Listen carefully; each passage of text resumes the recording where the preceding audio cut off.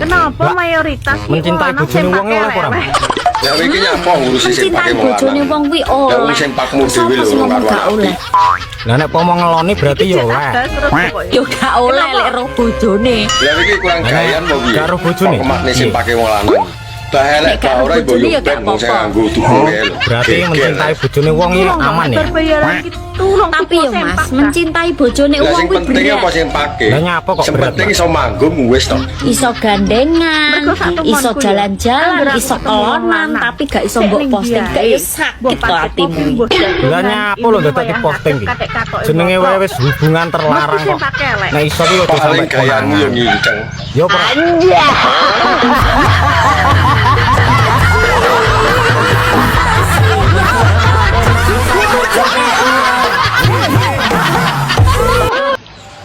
Ma, dari awakmu ning kono iku kumpul Dalam kebo. sayang, enten apa to ya?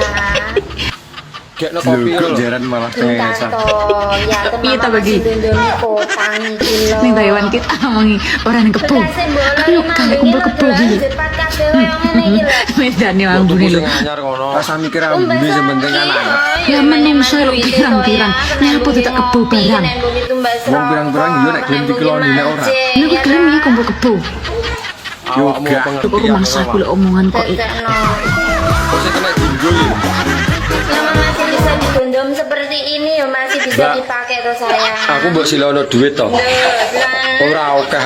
Mur sak juta. Malah nyoni Kok nek banget iki lho. kirane ra iso balekne ya apik. Aku ra binen. Teman-teman di toko sing ngene aja. Ini limited edition. Tuman. Potang greget. Tuman piye to? Lah berarti Karena ya anakmu butuh piro? kok. Loro. Wis angel tuturane enggak. Berarti bapak. Tapi wonge menak.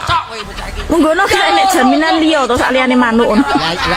Lah piye to? Anakmu ki lebih Lah wong kuwi lho barang berharga mangsamu. Berarti bapak kuwi loro Oh, bojomu rumah loro saku bapak. ndek biyen iki sunate larang lho ya. Wong tuane mbandani tenan. Nyewoson panganane akeh. Lah bojomu loro. So manuk dimurahno dinyah-nyahno ni piye lah. Lah arep piye meneh tarah kepepet kok. Oh, anak rombongan ta. Berarti nek ngundang ya bagus-bagus dhewe anak rombongan, bagus-bagus dhewe. Kok wis keramas? Berarti wis bar no. Bukan berarti Ya. udah keramas itu berarti selesai datang bulan mas. Bojoku. Lah biasane awakmu nek wis bar kan yo keramas to. Bojoku petang sasi kuwi 5 sasi. Berarti lah aku selesai ini 3 minggu terus baru keramas 3 minggu. Pengen sajane tapi ngenteni nggo gundul ya. Sopo sing ngarani kambune dus. Apa malah nguyu. Kok sampean aja kok wedhus juga. Ya saru lo sayang, sak meniki lek gundul Kambune ya. kaya Kok dus buka awakmu ya yo tak sama. ora wenges lek mayu itu kok sak meniki. Ya ora mlayu to, malah gampang ora Ora kangelan. apa-apa. Ya ora dadi nang sini dikuncret biak ngono sak meniki. Ya kesuwen mulai ngapa-ngapa kudu biak. Rumah saku. Nek gundul kan tadi ketok Wajib di padang. rumah toh ya. Lah nek dino Hari ini tuh hari Rabu. ngapakne dino kuwi. Jadwalnya ayah itu nongkrong bersama teman-teman ngopi di tempatnya Mbak Rondo. Ya kon nyembah kok ono apa? Jadwal barang. Tahun meneng weh. Kowe iki nek omongan rame nak pikir. Yen kaya ngono kok ya akeh lho penggemar. Nek omongan aku ki marah isine. Sinden kon maju wae ngono ya dalem Berame bae. sakan kolame. Salam Pak Dalang. Nah, telek. Gue bebek sakan dok-doke. Lah piye to? Ya serape iki. Kebacut mantel kok dalem padalang. Medun gede konten gawe piye Mbak. Aku pengen masak bareng karo bojoku sing menapa supena kok. Selamat dawuh Pak Seno. Masalah. Lah pripun kula lenggah malih? Ora, iki ana pamundhutan lunggah malih. Wong nang tenguk seneng raja-raja. Lah piye to dalang iki yo ngewoke apa? Dinten nganti panis. Nggih cawet. Ana kembang kantil. Dia terus nggih cawet ya. Aku ndak seneng masuk. Lah wong kuwi pengaman lho. Nganggur nek bayasane. Kampling. Pengen ayo beli alik ya. Anyep popo. Lan aku apik. Ana kembang-kembang kenal. Tangan